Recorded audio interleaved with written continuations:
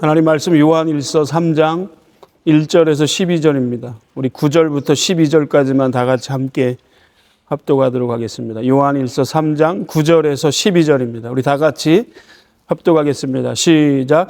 하나님께로부터 난 자마다 죄를 짓지 아니하느니 이는 하나님의 씨가 그 속에 영에 거함이요 그도 범죄하지 못하는 것은 하나님께로부터 났음이라.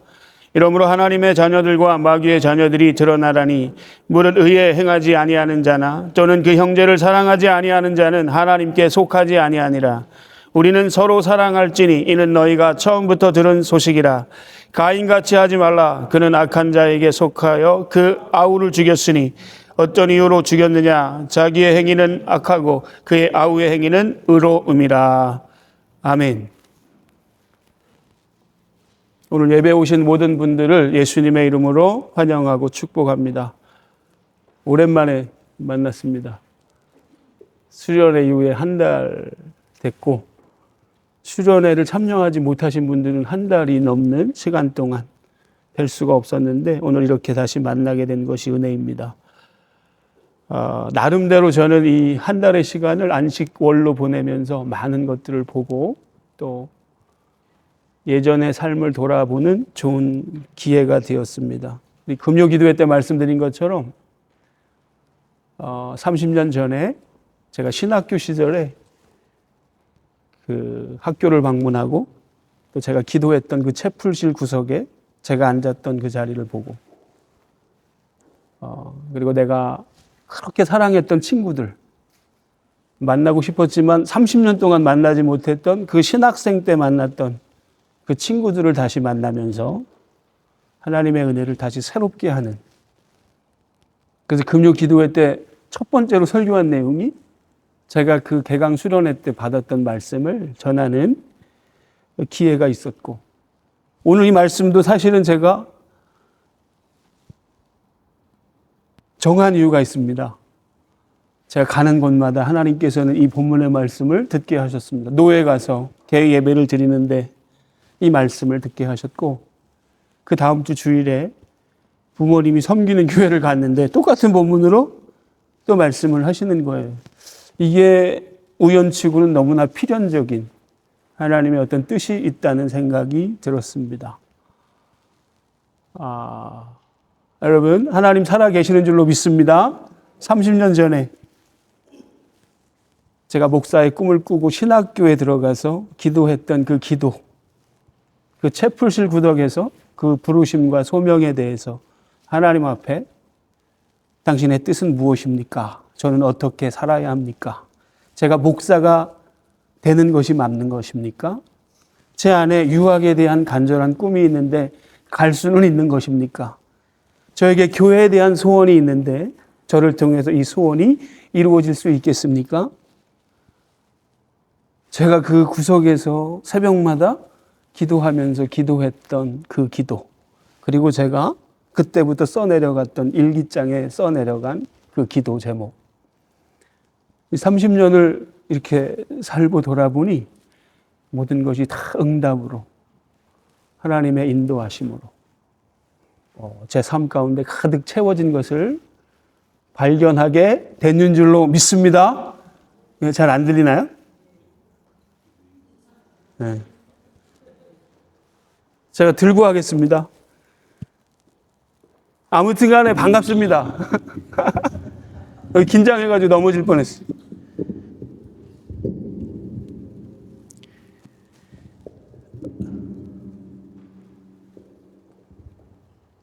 예수님께서 우리에게 주신 최고의 축복, 제가 여러 군데를 다녀야 되잖아요. 사람들 만나고 또 이곳저곳 곳을 다녀야 하기 때문에 이동이 많았습니다. 이동할 때마다 제 안에서 저에게 감동을 주는 것은 내가 하나님의 자녀라는 것, 이 흔들리지 않는 이 정체성, 이 은혜가 저를 이동할 때마다 감동시켰고, 그것이 우리가 이 땅을 사는 동안 누릴 수 있는 가장 큰 복이라는 사실을 깨닫게 되었습니다. 여러분, 예수님께서 우리에게 보여주신 최고의 축복, 예수님이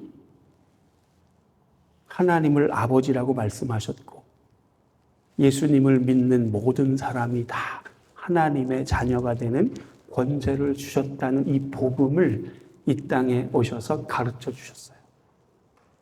그래서 지금도 그 예수님을 믿는 모든 사람은 하나님의 자녀가 되는 권세를 얻게 되는데 우리가 신앙생활하면서 누리는 가장 큰 복이 저는 이것이라고 믿습니다.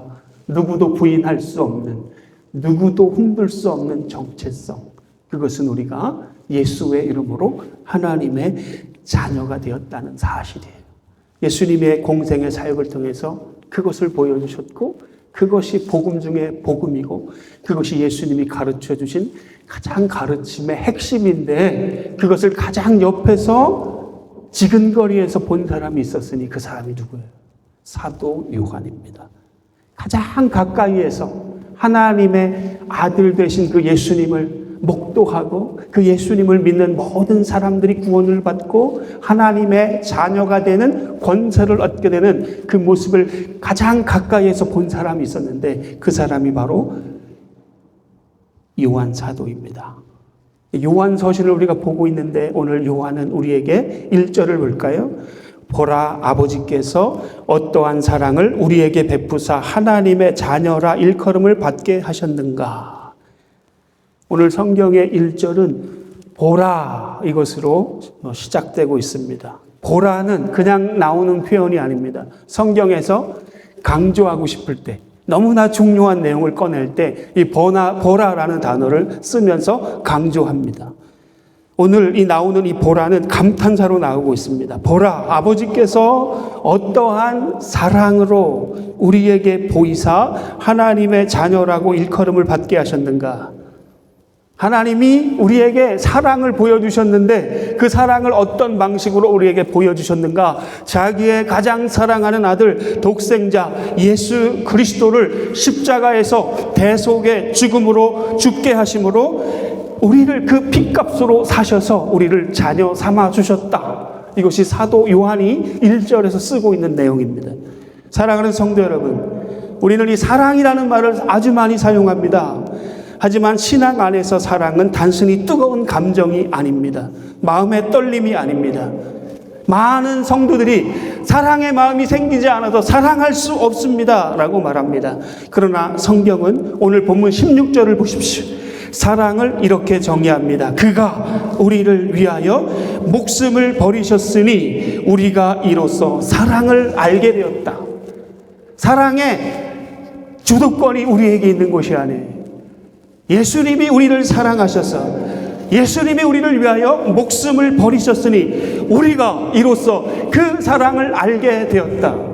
사랑은 우리 힘으로 할 수 있는 것이 아닙니다. 사랑은 우리가 만들어낼 수 없는 것입니다. 십자가에서 나를 위해서 죽으신 그 예수 그리스도 생명을 던지고 그 사건을 목격하고 그 사랑을 받아들일 때 비로소 우리는 그 사랑을 알게 되는 줄로 믿습니다. 오늘 예배 오신 사랑하는 성도 여러분, 오늘 사랑이 다 식어버린 내 안에 메마른 심령, 메마른 감정을 가지고 이 자리에 오셨습니까?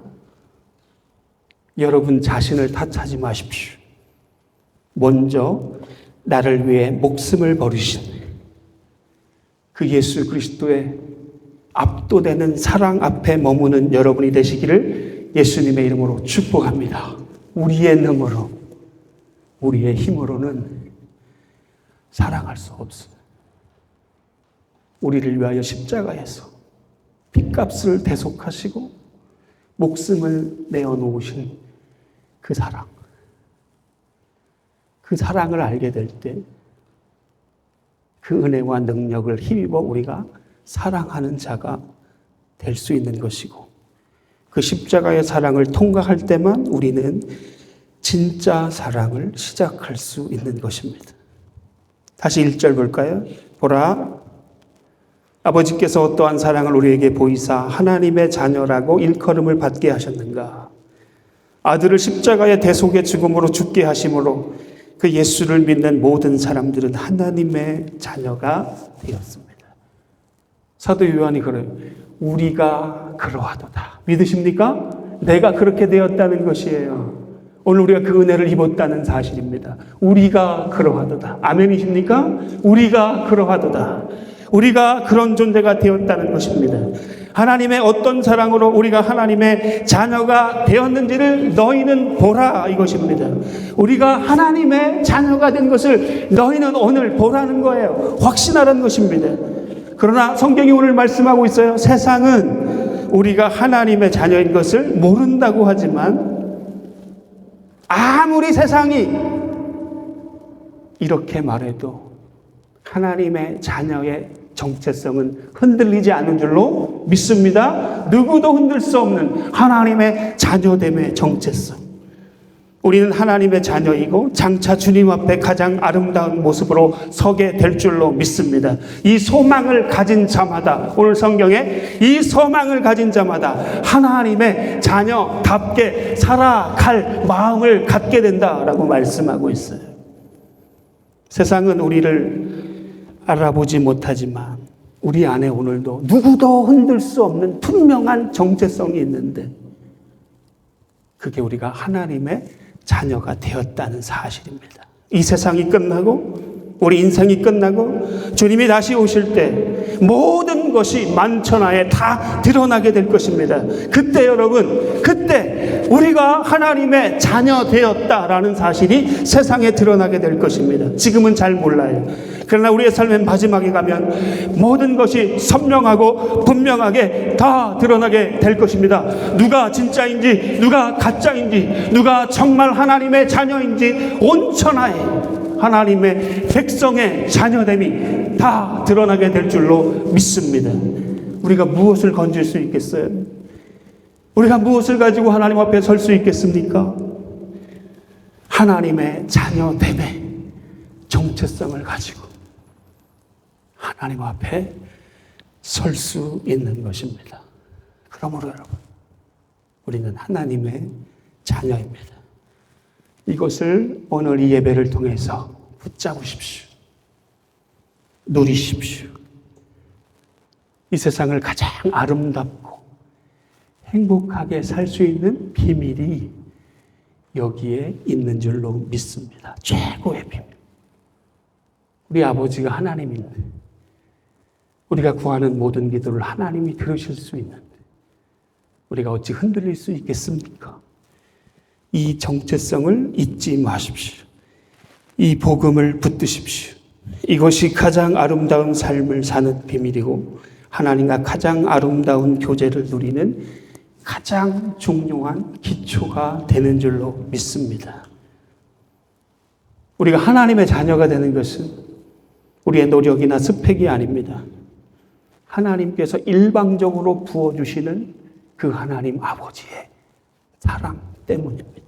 세상은 끊임없이 우리를 소유나 행위로 평가합니다. 얼마를 가졌는가, 무엇을 이뤘는가. 하지만 하나님은 우리 존재 자체를 보시는 줄로 믿습니다. 존재 자체. 여러분이 무엇을 해서가 아니에요. 핏값으로 사신 존귀한 존재이기 때문에 여러분의 그 존재 자체를 사랑하십니다. 사랑하는 성도 여러분, 성도의 가장 중요한 정체성이 무엇입니까? 직분이 아닙니다. 경력이 아닙니다. 능력이 아닙니다. 하나님의 자녀입니다. 세상은 우리를 여러 기준으로 평가합니다. 그 사람 성공했는가? 돈이 많은가? 인정받는가? 영향력 있는가? 그러나 하나님은 말씀하십니다. 너는 존재 자체, 내 자녀다.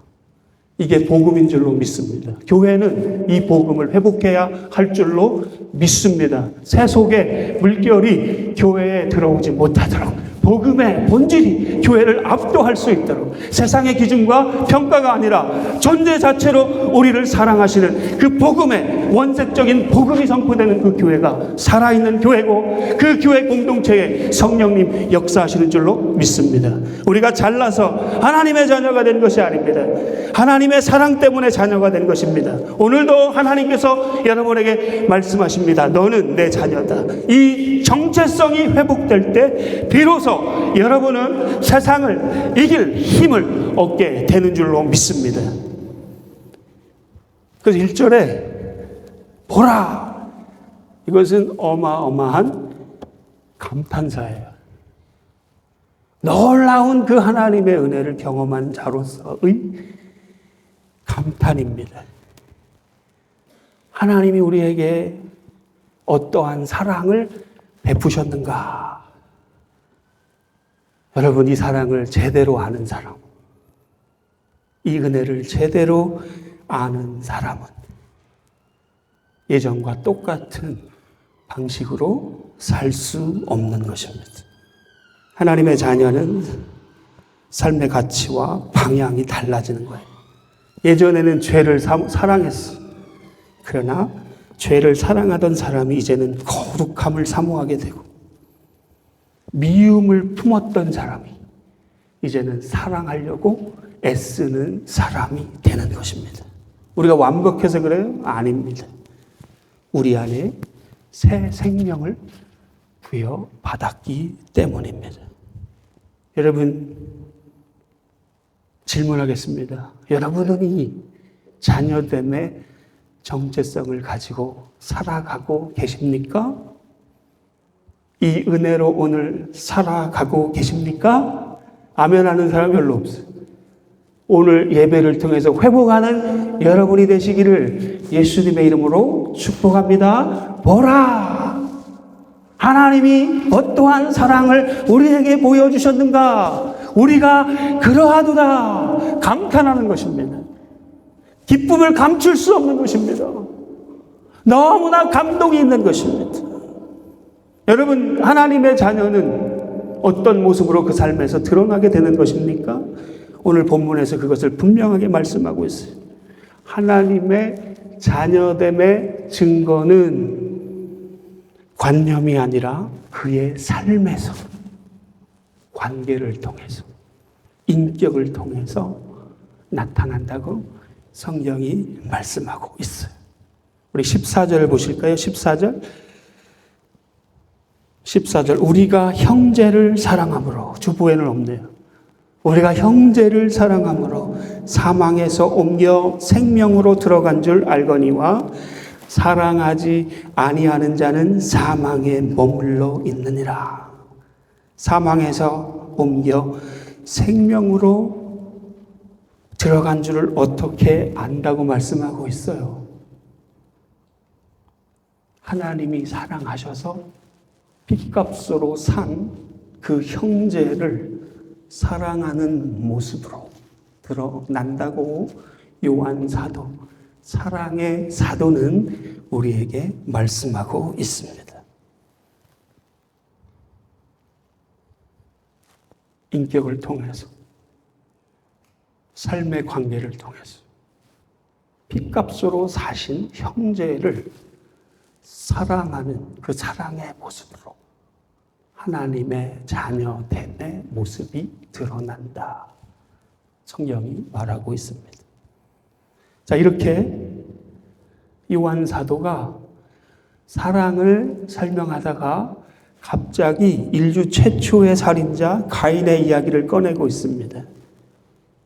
왜 요한 사도는 가인의 이야기를 꺼내고 있을까요? 왜 초대교회 성도들에게 가인처럼 되지 말라고 경고하고 있습니까? 12절에 보시면 가인과 같이 하지 말라. 그 이유는 가인이 단순히 과거의 인물이 아니라 지금도 우리 안에서 죄의 모습으로 존재하는 대표적인 사람이 가인이기 때문에 그렇습니다. 우리 12절을 보실까요? 가인같이 하지 말라. 그는 악한 자에게 속하였고 그 아우를 죽였으니 어떤 이유로 죽였느냐? 자기 행위는 악하고 그의 아우의 행위는 의로움이다. 가인의 문제는 단순히 동생 아벨을 죽인 결과에만 있지 않습니다. 여러분, 결과는 반드시 어떤 과정이 있습니다. 그 인생의 모든 삶의 과정에 우리는 주목해야 합니다. 가인은 하나님께 예배를 드렸던 사람입니다. 하지만 자신의 제사가 거절당하고 동생 아벨의 제사만 하나님이 받으셨을 때 그는 안색이 변했습니다. 분노했습니다. 저는 이 모습이 하루아침에 불현듯 나타난 모습이 아니라고 생각합니다. 늘 평상시에 그런 비교의식에서 나오는 자기 연민, 분노가 그의 삶의 과정에 있었다는 사실이에요. 이 과정이 쌓이고 쌓여서 결과로 나타난 것이 아벨을 죽이는 것이었습니다. 오늘 성경은 분명하게 우리에게 말씀하고 있습니다. 가인같이 하지 말라. 그는 악한 자에게 속하여 그 아우를 죽였으니. 사랑하는 성도 여러분, 가인은 왜 아벨을 죽였습니까? 12절을 다시 보세요. 자기의 행위는 악하고 그의 아우의 행위는 의로움이라. 가인은 단순히 화가 난 것이 아닙니다. 문제는 상대적으로 더 의로운 아벨이었습니다. 죄는 빛을 싫어합니다. 어두운 방에 빛이 들어오면 불편해집니다. 마찬가지예요. 죄 가운데 사는 사람들, 의로운 사람 앞에 불편해지는 것입니다.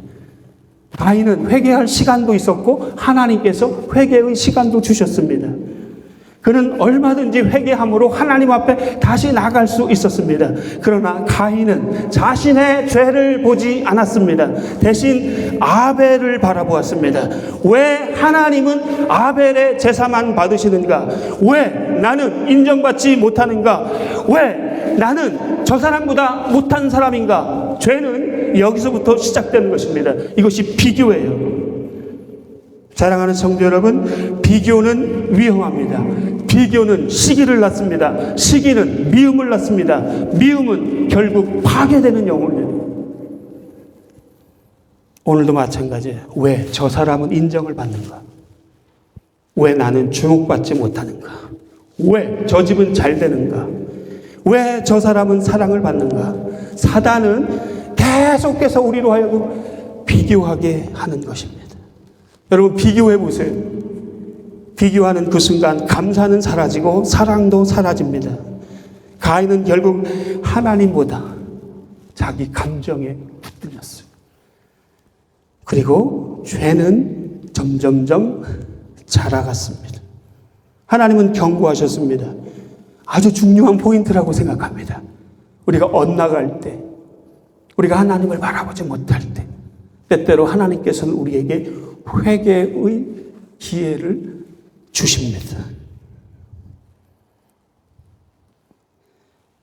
창세기 4장에서 하나님 말씀하십니다. 죄가 문에 엎드려 있으니 너는 죄를 다스릴지니라. 회개의 기회를 주시는 것입니다. 얼마나 놀라운 말씀이에요. 얼마나 은혜의 말씀입니까?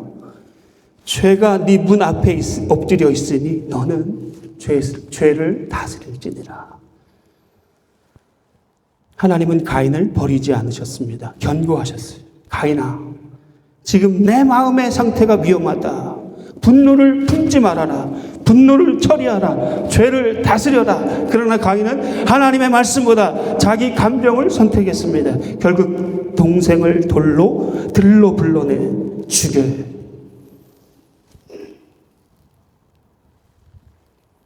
사람은 갑자기 무너지지 않습니다. 처음에는 작은 미움, 작은 시기, 작은 섭섭함. 그런데 그것을 회개하지 않고 내 안에서 그 죄의 인자가 자라도록 내가 방치하고 허용하면, 회개하지 않는 그 죄는, 그 죄를 우리가 품고 있을 때 결국 그 죄는 우리의 마음 전체를 지배하는 것입니다. 그래서 에베소서 4장 26, 27절 분을 내어도 죄를 짓지 말며 해가 지도록 분을 품지 말라고 말씀하고 있어요. 미움을 오래 품으면 여러분의 영혼이 병들 수밖에 없습니다. 미움은 이미 살인이라고 성경이 말하고 있습니다. 요한은 오늘 우리에게 아주 충격적인 말씀을 선포합니다. 요한일서 3장 15절, 그 형제를 미워하는 자마다 살인하는 자다. 나는 사랑 죽인 적 절대 없다고 생각합니다. 그러나 하나님은 우리의 행동 이전에 우리의 마음을 보십니다. 예수님께서도 말씀하셨어요. 마태복음 5장에서 형제를 미워하는 것 자체가 이미 살인이라고 말씀하셨습니다. 왜요? 미움은 생명을 죽이기 때문입니다. 우리는 칼로만 사람을 죽이지 않습니다. 말로 죽입니다. 무시로 죽입니다. 차가운 태도로 죽입니다. 관계를 끊어버리면서 죽여버립니다. 어떤 사람은 평생 남의 말 한마디 때문에 상처 가운데 살아갑니다. 사랑의 말 한마디는 사람을 살리고 미움의 말 한마디는 사람을 죽입니다. 보세요. 가인은 칼을 들기 이전에 이미 그 마음 속에서 아벨을 죽이고 있었던 것입니다. 여러분, 오늘 여러분의 마음은 어떻습니까? 혹시 누군가를 미워하고 있지는 않습니까? 용서하지 못하는 사람이 있습니까? 보기 싫은 사람, 잘 되는 꼴 보기 싫은 사람, 생각만 해도 화가 나는 사람. 그런데